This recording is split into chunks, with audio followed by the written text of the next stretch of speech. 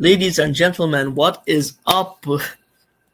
It's me, it's Trini Werewolf, the one and only. And it is time. It's finally time to talk about West Indies quarterly press conference. How long was it? Like 2 weeks ago? Almost 3? Yep. I am not doing that well when it comes to keeping up a schedule. I'll say it out loud. But in this instance, I feel like it helped. Sorry.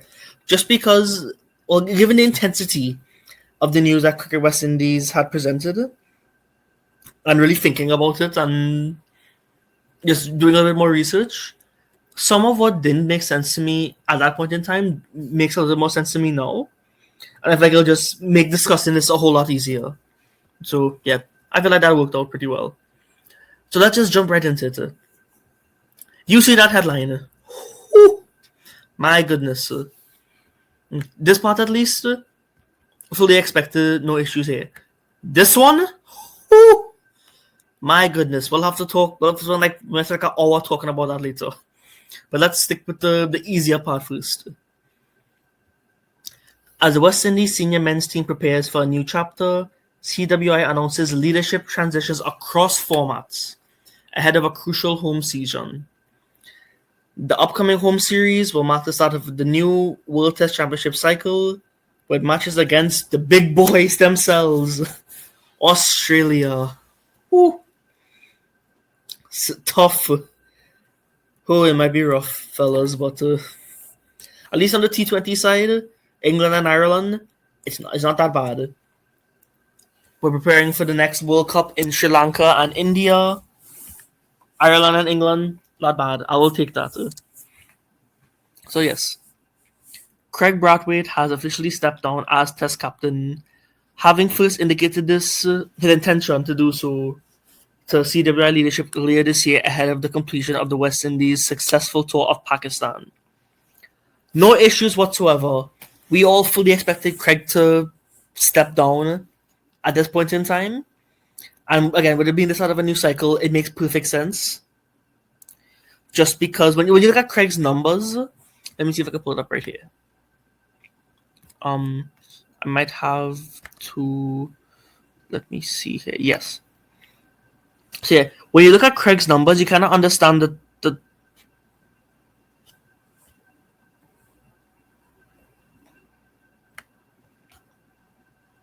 Bobo? I don't know. I don't want to know. It's too late for this. Goodness. Yeah. 98 test matches. Average 33. That's stellar by West Indies averages of this current age. Strike rate of 40. Perfectly fine. That's just the down bad era, ladies and gentlemen. My goodness. So yeah. Average of 83. You would think it's, as I said, it seems like great for West Indies standards right now. But when you go more in depth looking at Craig's performances, you kind of start to see that maybe stepping down as captain might be the best for him. So let's look at it right here. 2021 when he took over, 33, 37. On par with what he was for most of it, you could see. But 2022, strike rate of 40, fine. Average of 62, my goodness. Yes, man, big up Craig. Big up Craig of the year 2022. But Craig of 2023, strike rate's improving, but average just took a big chunk. And then same thing with 2024. Average still, strike rate still 42, but average just 20. Yep. Yeah, the numbers weren't looking good from Craig, so yeah. That bad batsmanship, you wouldn't see the best of him. So I feel like it was definitely time to step down as captain. But when you look at Craig's actual numbers as captain, I mean, his batting obviously was not as well. Oh, sorry. But when you really look at his role as captain, or rather his performances as captain itself, things didn't really How do I say this? Um, why can't I not open this? Wait, hold on, hold on. Okay, I think I broke something. Oh dear. Let me see. Here we go. Okay, I fixed it. Whew. I had everything ready to share. I go to find it, and it's not there. I had it zoomed up back to it. So sorry, ladies and gentlemen. So yes, yeah, this is Craig's record as West Indies captain. 39 matches, won 10, lost 22, drawn 7, win-loss ratio of 0.45. Yep, these numbers do not support someone who should stay as captain. Unfortunately, given the situation in West Indies cricket, Craig was probably our best option, not just as opener, but probably as captain. But yeah, how many of these losses would have come last year? Let me see. It was South Africa, one against Australia, Bangladesh. I think it's only like 4 or 5 this year. Yeah, it might not be as much, but still 22. Yeah, yeah. The numbers don't speak well. Unfortunate, Craig, but it is what it is. That's just the state of West Indies cricket. So yeah, yeah. Having looked at all of this, Craig looking to step down, no issue. Now, I do have some concerns. My concerns aren't with Craig stepping down. My concerns are with who will be taking over. But get your thought already. Oh, whoops. Here we go. So here's the squad from that Pakistan tour. Oh, also just mention, great for Craig to end his captaincy with a win. Not a tour win, but at least a match win. But that's the next thing. Yeah, I would say, yeah, no series wins in this cycle either. Yeah, yeah, a lot of things didn't really support Craig being captain, but I think we had to stick with him, just given the situation for us in this cricket. Unfortunate, but I think what's more unfortunate is I do not see a strong contender for taking over the captaincy. I'm ignoring the vice captaincy next to Josh because man didn't make the 11 for that Pakistan series. Big vice captain and man could not make the team. So if you name someone as captain, they would have to come back into the squad after being dropped for not warranting a position. Yeah, that might not speak well of West Indies cricket, but we're used to that. Alec, he's done some stuff. He done some captaincy rather for Winwas, but Winwas has been down bad in all aspects. Carty's spot is also under jeopardy. I do not think he'll be in the next squad. I feel like he should just stick to ODI. Imlak and Django possibly, but they're both still so new. Yeah, it will be hard trying to get a captain because you have to pick somebody who. But when you look at everyone who's been in the squad, or at least has some level of seniority, you could say, their spots also not secure. I mean, nope, two possiblies. Nope, and maybe could be interesting, but nope, nope, nope. Possible vice captaincy for Australia just because we might need it. Definitely nope. Nope and nope. Yep. We do not have options, folks. We are in a bit of trouble. They said they would announce the new captain in the coming weeks, and it's been 2 so far, and we do not have anybody. We don't have any guesses, you could say. Yeah. That's going to be tough, but we'll just have to see how it goes. Let's just do some more reading. Under his leadership, secured their first Test victory in Australia in 27 years. Yeah, it's definitely a big achievement. Honestly, we did have some very, very strong achievements. I think it just held back by the fact that a lot of these wins came as just match wins. Nothing was series wins. I guess you kind of say that it being historic balanced it out. But on paper, it would just go as no series wins. I mean, yeah. The landmark win in Pakistan, first in 34 years, first in 27 for Australia. The win against England at home, that was my first test match. I had just gotten into West Indies cricket at that time because I don't think I've told this story here. I've been in and out in terms of West Indies cricket. Like I knew some of the players. I knew. Well, I wasn't into cricket as much. Like I barely knew the fundamentals of the game. So I only got into it during COVID. Like I really got into CPL, knowing the West Indies players. Like, okay, this is perfect because right after CPL they have the T20 World Cup because they got postponed because of COVID.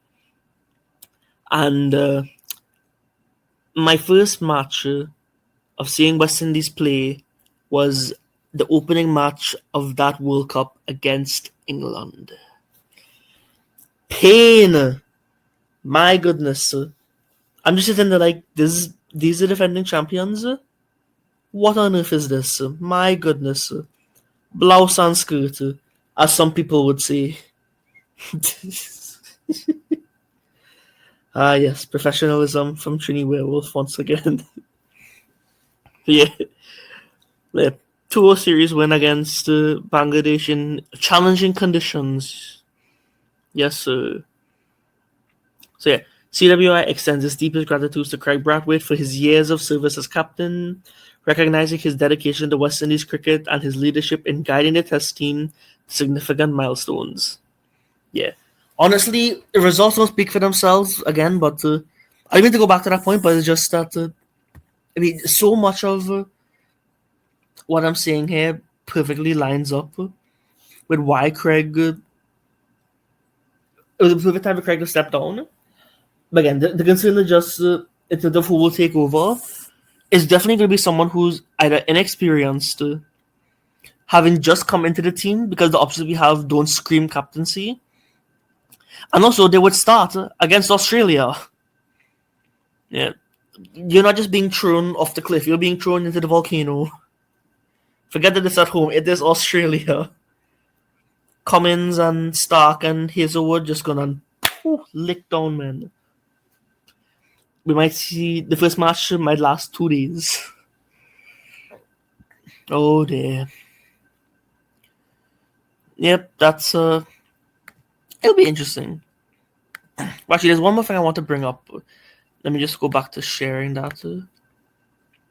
Yeah, I'm using my project or my content planner app for all of this, and when I have things full screen to make it easier to see, I cannot access it. So I apologize for a lot of these behind the scenes stuff. Let me just fix this. Also, sorry to have to go back on some of these points, but I feel like it's definitely important. So yeah, in terms of run scorers, they're not top 3 for the last year or so.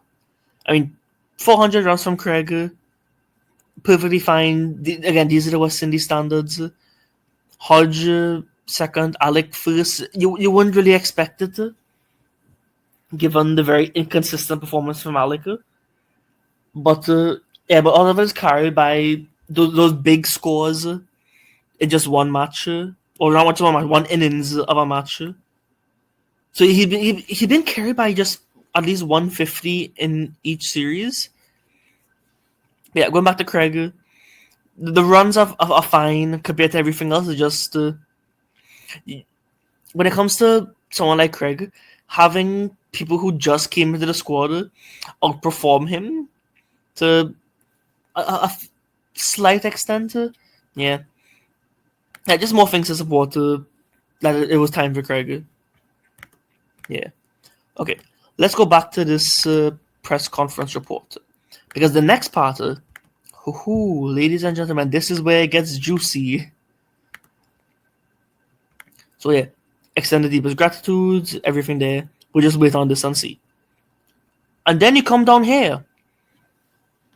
Meanwhile, the white ball team also enters a new phase as Shea Hope assumes the role of T20I captain in addition to his existing ODI captaincy.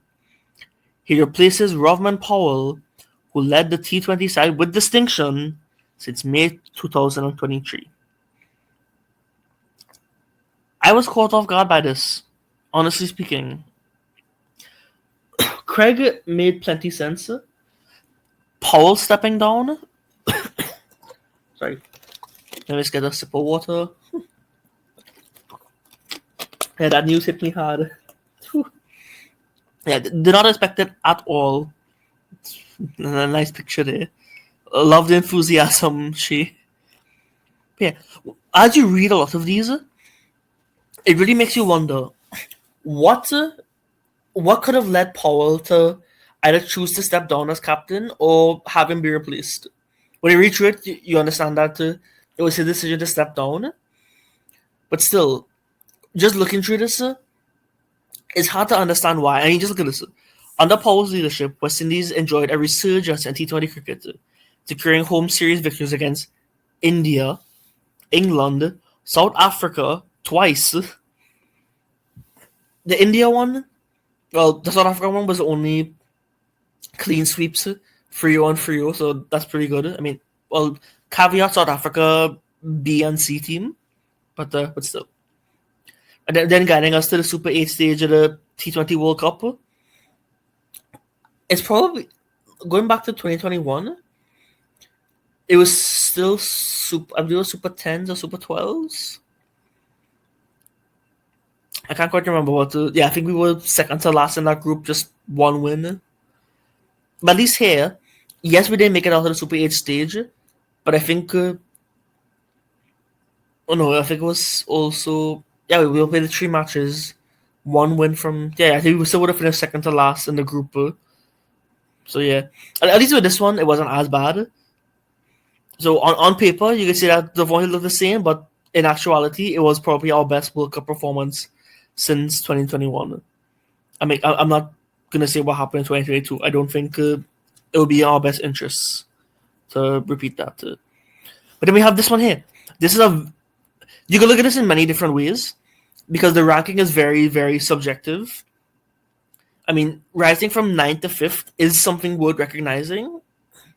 But when you consider that the ranking is so inconsistent just because some countries play so little international cricket because they have all the domestic leagues going on. Like in the case of IPL, that's at least 3 months where majority of teams won't be playing cricket. You might get maybe a Pakistan, a Zimbabwe, Netherlands, or Afghanistan maybe.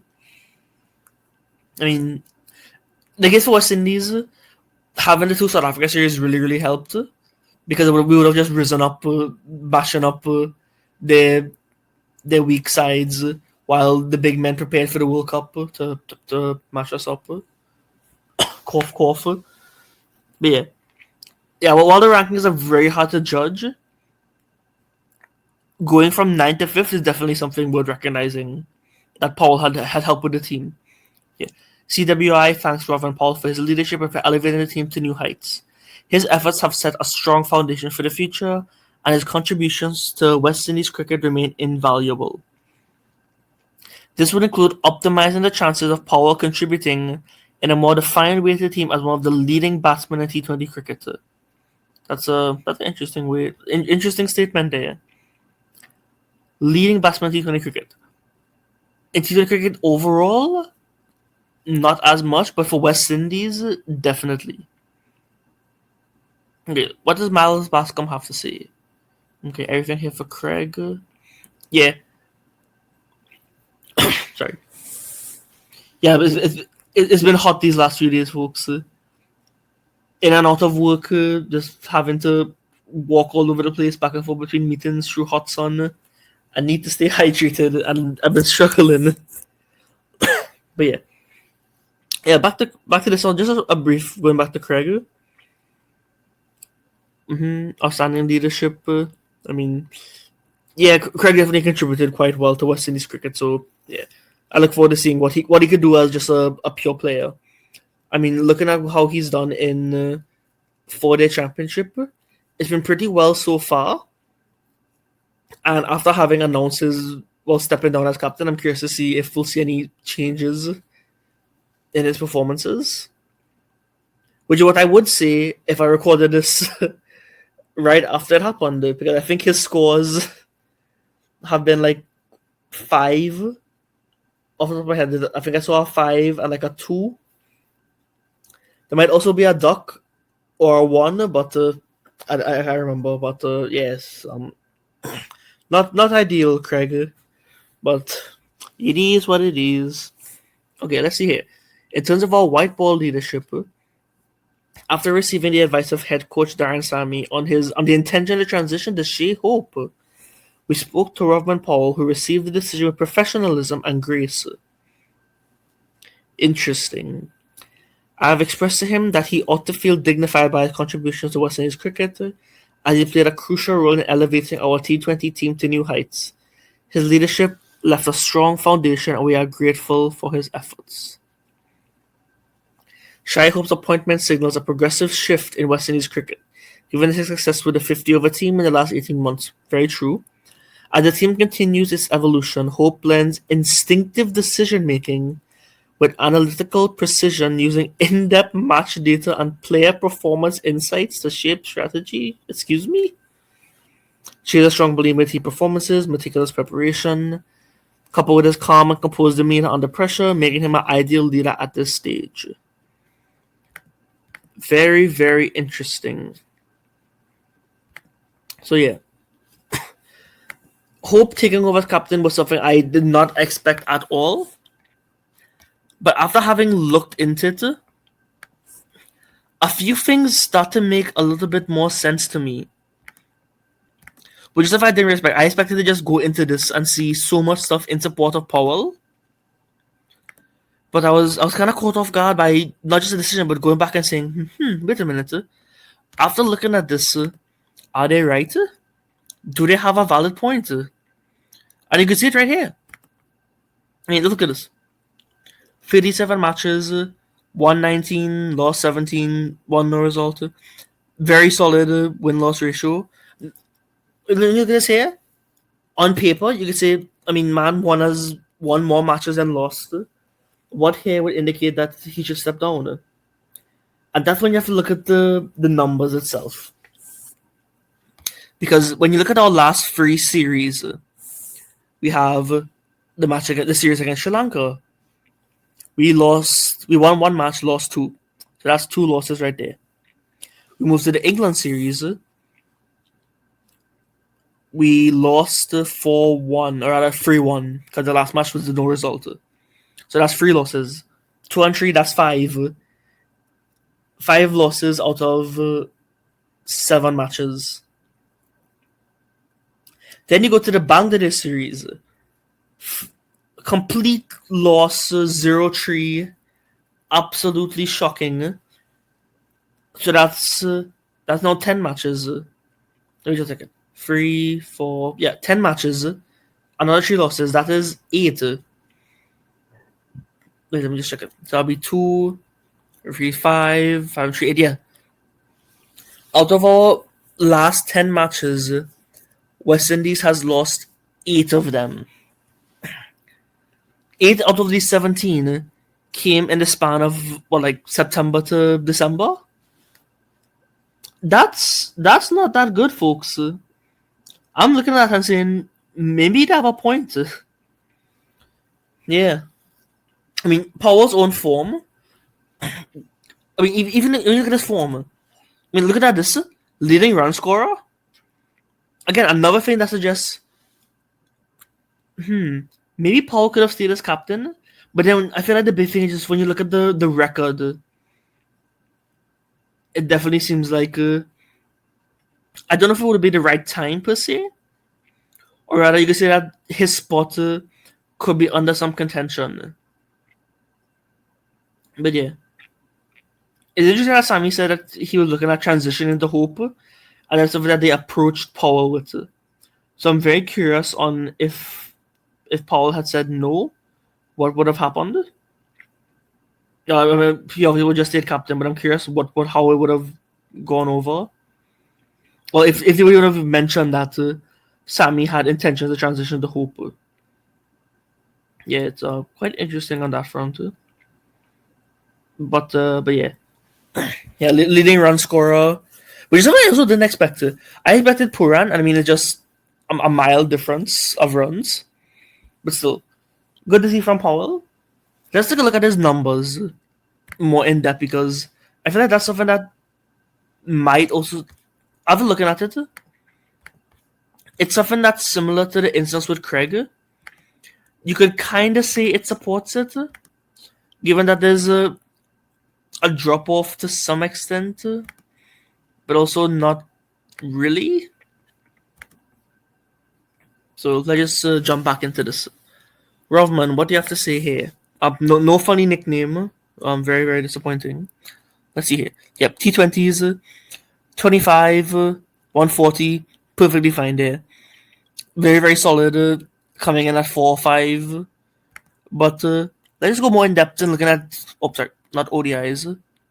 Yeah, the numbers there won't look good at all. So let's just go here. So yes. Let's go 2022. 30, 149, similar to what his current average is. Perfectly fine there. 23, 36, striking at 170. Whew. Just the 150. But I will take this, and I will certainly take this. 2024, however, way more matches than 2023. Average gone down significantly, and strike rate was took a big hit. More 50s and way more boundaries, honestly. Yeah, that's what I didn't expect. But yeah, the numbers are also on the decline. Strike rate's a bigger one for me, just because if you're someone who's coming in at 4 or 5, sometimes with like less than 10 overs to bat, the one you would take the one with 170 strike rate. So yeah, I'm a bit surprised to see that number had dropped off.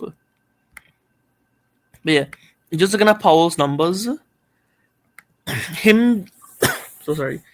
Yeah, him wanting to step down as captain is interesting, given that he accepted it. But then I think you also have to consider that, like I said before, coming off of 3 series losses, having lost 8 out of 10 matches, it probably weighed him and said, looking at my performances and not just me as a player and captain, but also as a team. He said it best at the end of the Bangladesh series that they kind of lost their way and they need to try to get back to winning form. How they'll do it with Powell not as captain will be interesting. You also have to consider now that with Powell not as captain, his spot is no longer secure. And if you have a player who is coming in the middle overs, and if they're chasing, you need help to finish, you need help to chase. But if you have someone who's coming in and let's just say at the start of spin, Bowell start acting up, I feel like that could present an issue. So I'm a bit concerned on that point in terms of Powell's security in the team now. But that's something we'll have to see once they pick the squads. But that does lean into someone whose spot is now secure on the team. And that's Shea Hope. Now, Shea Hope as captain, there's a few things he has going for him now. I mean, let's just look at his numbers here. Not as good as Powell. 138 as opener. That seems fine. 26 average. It's okay. Yeah, he's still making his way in the T20 side.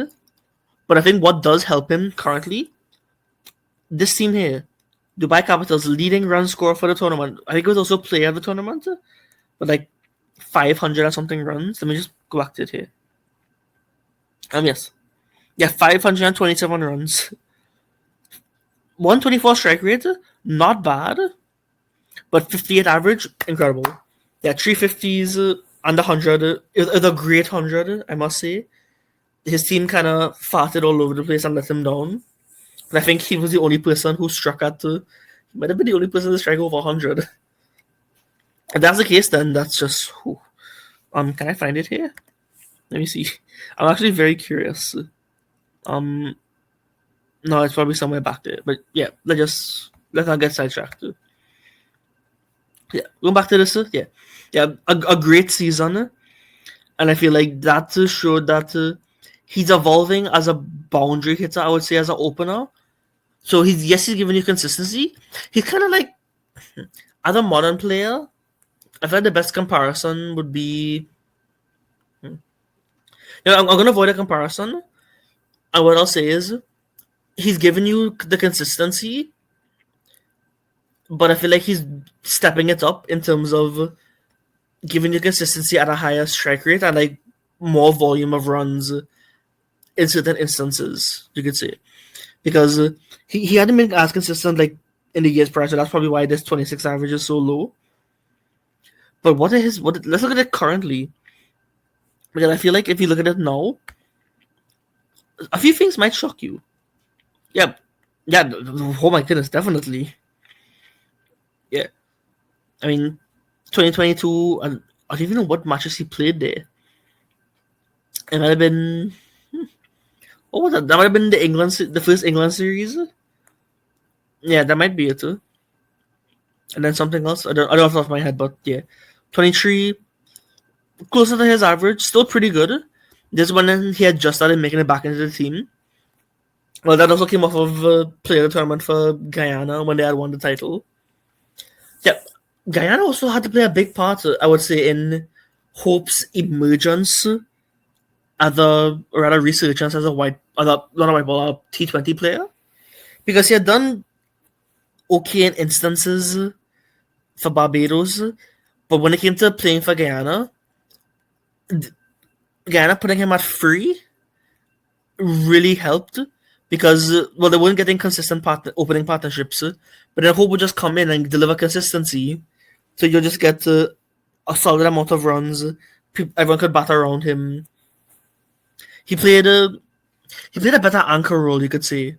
Because the anchors in T20 cricket right now aren't someone who's going at like 120, 125. You have people who are at like maybe averaging 40. You still have people who would average 40, but now you're going to get at strikers like 130, 140.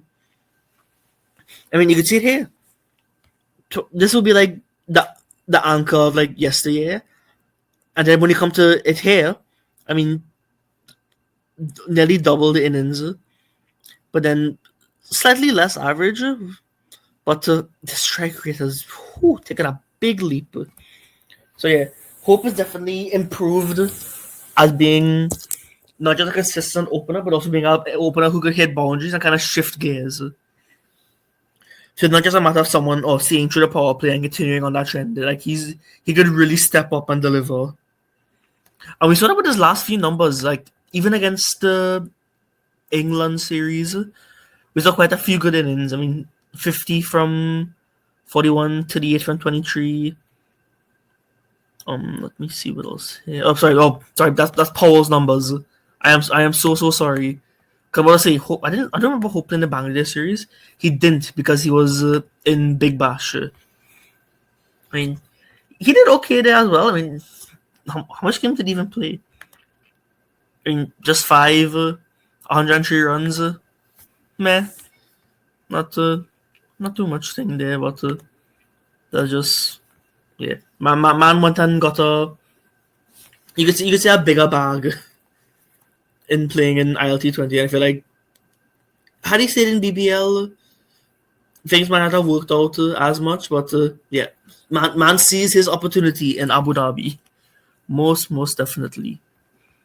So let me see. Let's look at his batting scores. Yeah, this is what we're looking at. Yeah, against South Africa, I mean, look at this. 51 from 36, 41 from 22, 42 from 24. I mean, incredible. A mad lapse against Sri Lanka. But then, back against England. This was a fluke run out. He got run out a lot. Well, twice, but still. Yeah, there was a few times where one was probably his fault. And I think one was just them trying to sneak in the next one and not making it. But yeah, definitely a lot of improvement on Hope as that T20 player. So it's very interesting to see. I'm a bit concerned.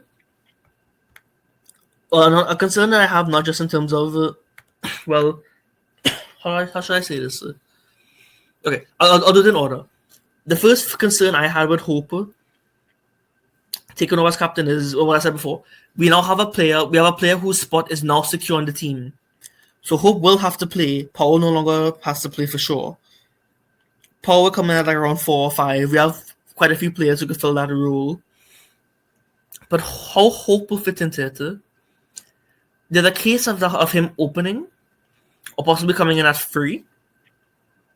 And I think for the balance of the team, we would likely have King and Lewis opening, Hope at 3 and Puran at 4.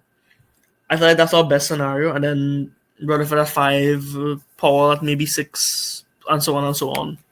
But yeah, I'm interested to see. I mean, Hope as opener has done a lot better, but I think our openers are quite solid for West Indies right now. Unless they want to say Brandon King might not be it and give Hope a chance, possibly. It'll be interesting to see. It just affects the balance of the squad because when I had looked at it, there were instances of Hope spot Hope spot got blocked out by Chase because they needed a 6 bowling option. So with Hope coming into it now, could they still fit in Chase and get a 6 bowler, or how would they restructure it? It'll be interesting because from what I had seen, it's possible that we might have to make someone a 6th bowler. So it might be kind of difficult because we struggled quite a lot with just the 5 bowlers. Because, I mean, Dre Ross was probably one of the better bowlers at the time. And Man's 57 now.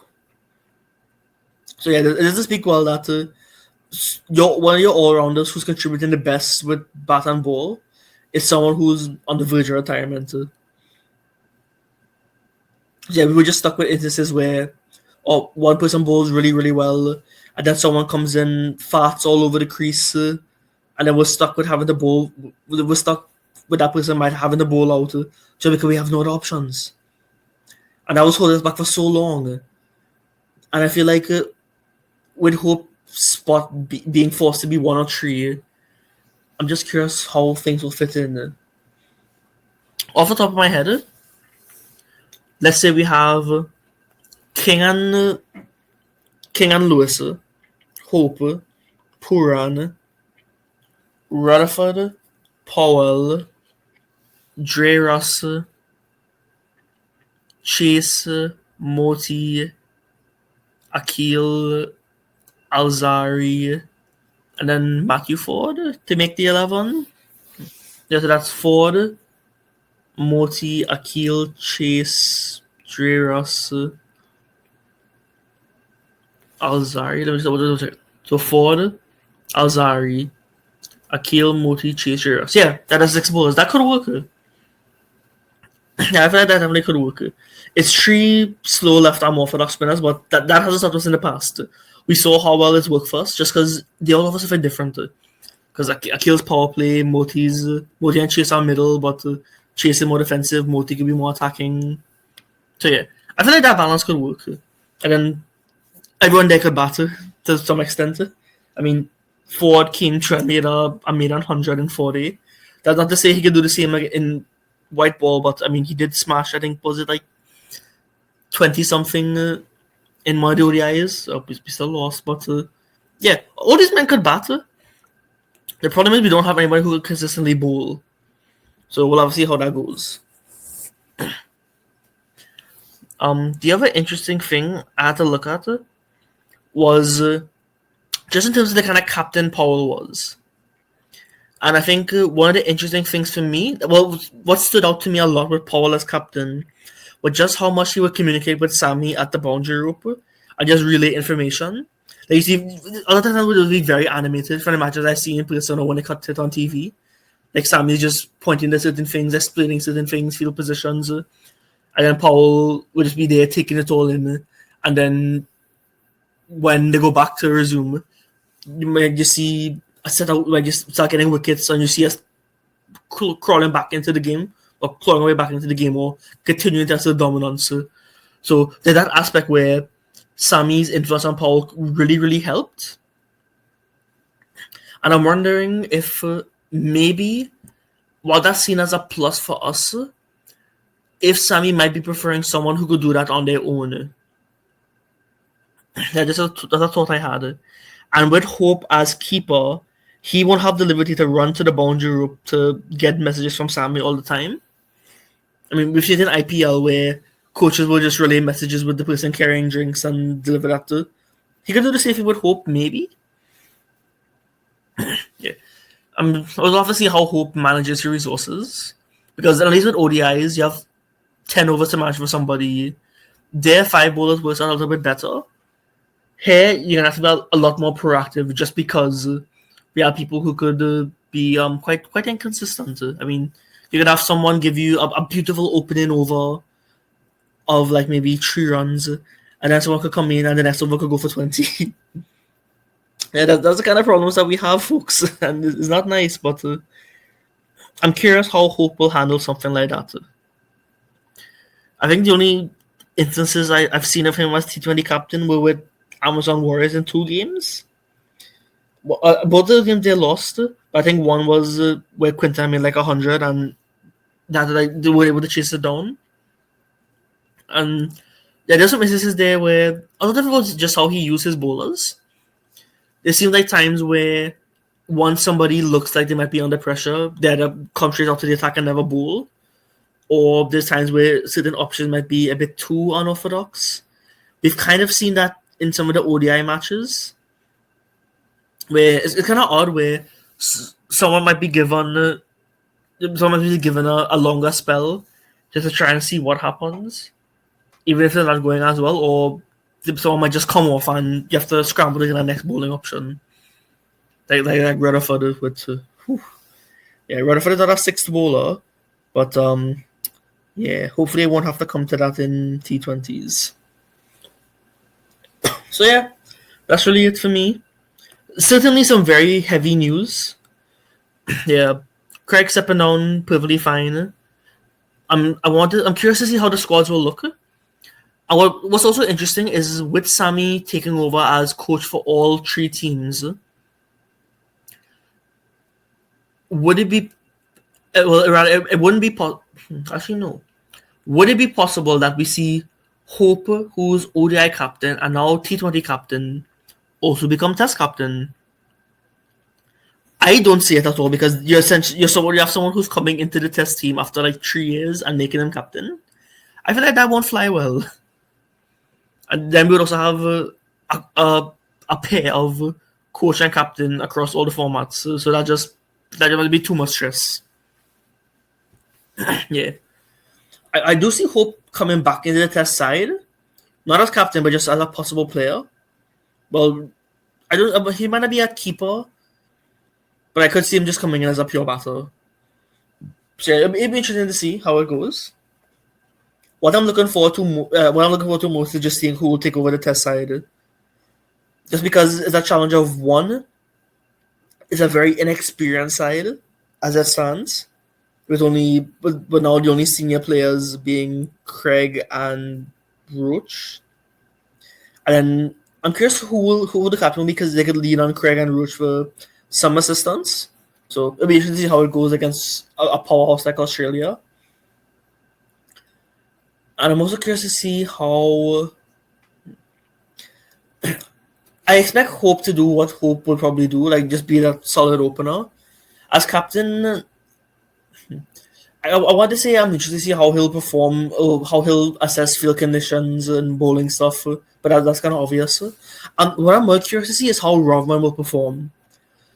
Yes, some of his performances have been declining slightly, but similar to how we could see Craig come back into form now that he's free of captaincy, I'm curious if we'll see the same as Powell.